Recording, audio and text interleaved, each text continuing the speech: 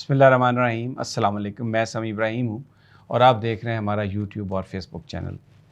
66 news کو بھی ضرور آپ سبسکرائب کریں۔ آبجیکٹیولی پاکستان کی جو حالات ہیں اس کی خبریں بھی آپ کو ملیں گی اور انالیسس بھی ملے گا۔ آج جو سب سے بڑی اہم جو بات ہے وہ آج نئے عدالتی سال کا آغاز تھا اور سپریم کورٹ آف پاکستان کے کورٹ روم نمبر 1 میں ایک تقریب ہوئی جس میں پاکستان بار کونسل کے نمائندے تھے۔ سارے ججز 15 ججز اس میں شریک تھے، صرف جسٹس یحییٰ آفریدی نہیں تھے کیونکہ وہ لنڈن میں ہیں۔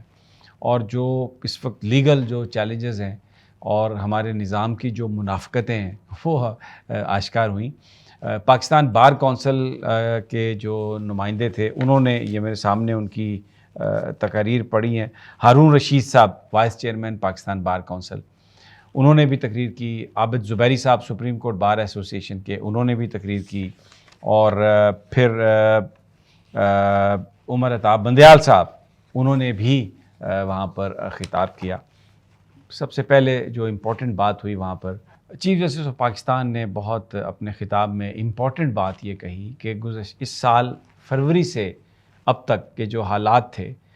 اس میں بہت چیلنجز سپریم کورٹ کو آئے اور سپریم کورٹ خود انہوں نے ورڈ یوز کیا کہ وکٹم تھی۔ پھر ساتھ ہی انہوں نے کہا کہ جو کنفرنٹریشن تھی یا جو ماحول تھا اس میں ہم بھی اس کے لپیٹ میں آئے۔ انہوں نے بڑا کھل کر یہ بات کہی۔ اب آپ پہلے تو اس سے اندازہ لگا لیں کہ جب چیف جسٹس آف پاکستان یہ کہتا ہے کہ سپریم کورٹ وکٹم تھی تو لوگوں کو کیا انصاف مل رہا ہوگا، لوگوں کی کیا حالت ہوگی، جو عام آدمی ہے اس کی کیا حالت ہوگی جب ججز چیف جسٹس یہ کہہ رہا ہے کہ ہم وکٹم تھے۔ انہوں نے کہا کہ ہمارا کام جو ہے وہ ہے آئین کی وضاحت کرنا اور اس کی انٹرپریٹیشن کرنا، اور ہم نے وہ کام کیا۔ اور جن حالات کا سامنا سپریم کورٹ کو کرنا پڑا وہ ہم نے تفصیلی جو فیصلہ تھا، یہ جو پچھلے دنوں فیصلہ آیا، اس فیصلے میں تفصیل سے انہوں نے وہ جو ریویو پٹیشن تھی الیکشن کمیشن کی طرف سے، اس میں انہوں نے پورے جو حالات ہیں اس کی وضاحت کی۔ اور آپ کو یاد ہے اس میں انہوں نے کہا کہ سپریم کورٹ کے گیٹ پر گالیاں نکالی گئیں، آ کے جتھے لائے گئے اور اسلام آباد ایڈمنسٹریشن نے لوگوں کو فیسیلیٹیٹ کیا جو کرنا چاہ رہے تھے، ہنگامہ کرنا چاہ رہے تھے۔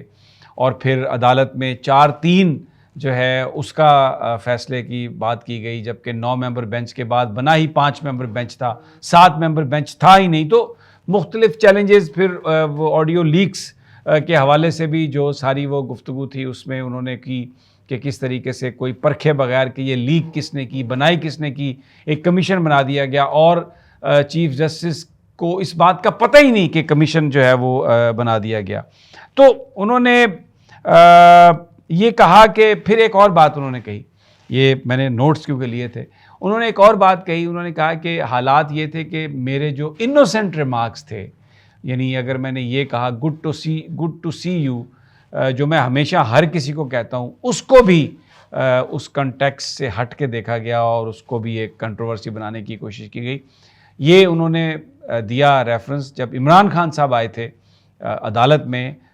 جس وقت انہیں اسلام آباد ہائی کورٹ سے اٹھا لیا گیا تھا تو سپریم کورٹ نے کہا تھا کہ انہیں لا کر پیش کیا جائے، اور جب وہ دوسرے دن شام کو پیش ہوئے تھے تو جب وہ کمرہ عدالت میں آئے تو چیف جسٹس صاحب نے کہا گڈ ٹو سی یو۔ اس پر جو حکومت تھی انہوں نے باقاعدہ طور پر ایک کہ جناب ایک مجرم کو، ایک پتہ نہیں کس کو، جو ایک اکیوز تھا،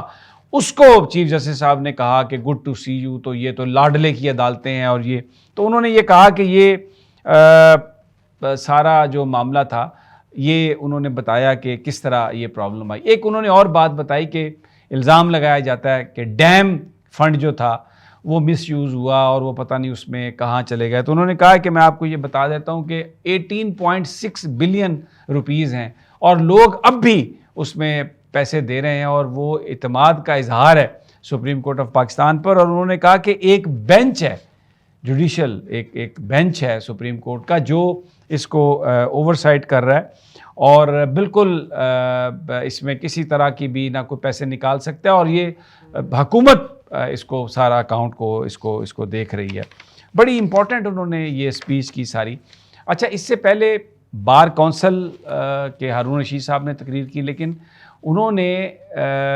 بہت سارے ایشوز کا ذکر کیا، لیکن جو اس وقت ایک برننگ ایشو ہے پاکستان میں 90 دنوں کے اندر الیکشنز کروانا، اس کی انہوں نے بات نہیں کی، بالکل انہوں نے بات نہیں کی، اور بلکہ انہوں نے کہا کہ سو موٹو نوٹس کے حوالے سے اور کیسز کی تعداد کے حوالے سے بات کی۔ اسی طرح اٹارنی جنرل آف پاکستان نے اپنی تقریر میں دبے الفاظ میں جو سو موٹو نوٹس ہے اس کے حوالے سے بات کی، اور کہا کہ یہ جو اس طرح کے جو مقدمے ہیں پولیٹیکل نیچر کے، اس کی وجہ سے نظام انصاف جو ہے وہ متاثر ہوتا ہے، لوگوں کو انتظار کرنا پڑتا ہے۔ تو چیف جسٹس صاحب نے اٹارنی جنرل صاحب کی بات کا ضرور جواب دیا۔ انہوں نے کہا کہ پچھلے ابھی 9 مہینے میں ہم نے صرف ایک سو موٹو لیا، ہم نے کوئی سو موٹو نہیں لیا، اور پھر سپریم کورٹ کا جو بینچ ہے وہ سو موٹو کیسز کے حوالے سے کیا طریقہ کار ہونا چاہیے ایک طریقہ کار وضع کر چکا ہے، اور ہم نے اس کو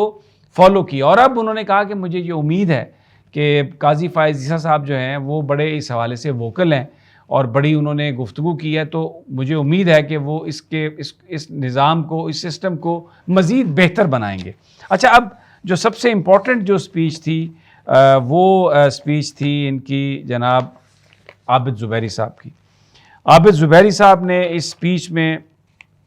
انہوں نے وکلاء کے جو مسائل ہیں اس کا تو ذکر کیا، لیکن انہوں نے اس پر جو سب سے پہلے انہوں نے یہ کہا کہ اس وقت سب سے اہم مقدمہ 90 دنوں کے اندر الیکشن کرانے کا ہے، اور انہوں نے کہا کہ میں بحیثیت صدر سپریم کورٹ بار توجہ مبذول کرانا چاہتا ہوں اس نقطے کی طرف جس کا تعلق 90 روز کے اندر انتخابات کا ہے، اور انہوں نے یہ بھی لکھا کہ ہم نے یہ دیکھا ہے کہ متعدد جو فیصلے ہوئے ہیں عدالت کی جانب سے اس پر عمل درآمد نہیں ہوا، اور عدالت نے کوئی خاص اس پر طریقہ کار نہیں اپنایا کہ ان پر عمل درآمد کرایا جائے، کیونکہ الیکشن کمیشن باوجود سپریم کورٹ کے فیصلوں کے پنجاب اور کے پی میں 90 دنوں میں الیکشن نہیں کروا سکا، اور یہ لوگوں کے بنیادی حقوق جو ہیں وہ اس سے متاثر ہوئے ہیں، اور یہ ایک انتہائی مکروہ اور ناقابل قبول عمل ہے۔ پھر انہوں نے کہا کہ اب ہم یہ مطالبہ کرتے ہیں کہ الیکشن کمیشن آف پاکستان کے خلاف آرٹیکل 6 کے تحت مقدمہ چلایا جائے کہ انہوں نے آئینی جو ان کی ذمہ داری تھی وہ پورا نہیں کیا۔ یہ بہت بڑی سنجیدہ ڈیمانڈ انہوں نے کہی ہے۔ پھر انہوں نے یہ بھی کہا ہے کہ ہمارا ملک اس وقت، یہ عابد زبیری صاحب کی سپیچ ہے سپریم کورٹ بار کے صدر کی، ایسی زبردست اور سٹرونگ سپیچ کیا انہوں نے کہ اس وقت ہمارا ملک کوئی شک نہیں کہ شدید معاشی دباؤ میں ہے، ایک آئینی بحران ہے، کیونکہ ملک کے 2 بڑے صوبوں میں جو حکومت ہے کیئر ٹیکر یعنی کے پی اور پنجاب میں، وہ ایک غیر آئینی حکومت ہے، اور قانون کے تحت وہ ایک مخصوص مدت سے زیادہ نہیں جا سکتے، اور انہیں اہم فیصلے بھی کرنے کا اختیار نہیں ہے، لیکن وہ مدت بھی اپنی زیادہ کر چکے ہیں اور فیصلے بھی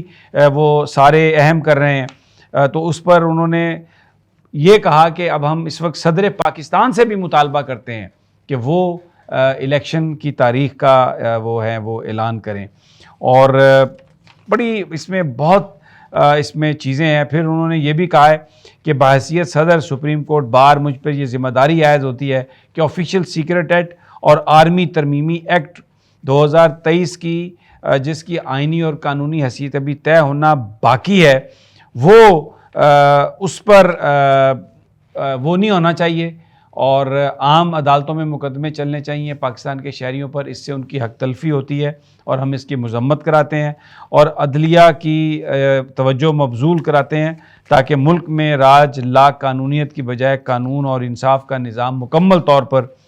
رائج کیا جائے۔ اور یہ جو ٹرائل فوجی عدالتوں میں ہے، یہ ہم سپریم کورٹ بار سمجھتی ہے، وکلاء یہ سمجھتے ہیں کہ یہ بالکل غیر قانونی ہے۔ تو یہ ایک بڑی تقریر جو اصل جس میں ہمیں نظر آیا مطالبہ الیکشن کا، الیکشن کمیشن کے خلاف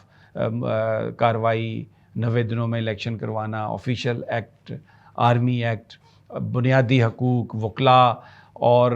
نئے چیف جسٹس سے بھی امید کا اظہار کیا گیا کہ وہ ان معاملات کو دیکھیں گے۔ لیکن پاکستان بار کونسل نے اگر میں یہ کہوں کہ آج الیکشن کا ذکر نہ کر کے 90 روز کے اندر بڑی شدید ان کی جو ایکچولی جو ہپوکریسی، ان کی جو منافقت ہے وہ ایکسپوز ہو گئی ہے. وہ برا جانتے ہیں، ہمیں اچھا نہیں سمجھتے، اچھا نہیں جانتے ان باتوں کو، لیکن انہوں نے آ کے تو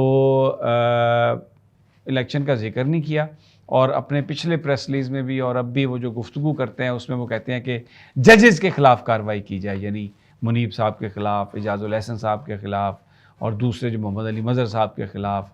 کیونکہ وہ کہتے ہیں جی یہ آؤٹ آف ٹرن ہو گیا. اور کچھ کے تو ریفرنس کی بات کرتے ہیں، مظاہر نقوی صاحب وہ جو مطلب ایک چارجز ہیں ان کے اوپر لگائے گئے جو کہ کہیں پر بھی جن کے ثبوت نہیں ہیں، اور جو فیکٹس دیے ہیں مظاہر نقوی صاحب نے اور دوسرے ججز نے، بالکل انہوں نے تو کھول کے رکھی ہے یہ بات کہ یہ معاملات اس طرح سے نہیں ہے جیسے بیان کیا جا رہا ہے. تو بہرحال اجازت اگلی ویڈیو تک، انشاءاللہ جلد ملاقات ہوتی ہے.